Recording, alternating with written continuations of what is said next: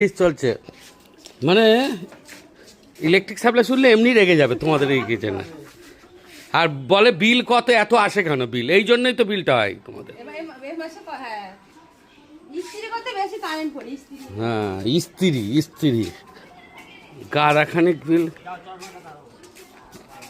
চললো দুজন মিলে, মনে হচ্ছে বিয়ে বাড়ি যাচ্ছে। হ্যাঁ আমার দিদির বাড়ি না বলনি।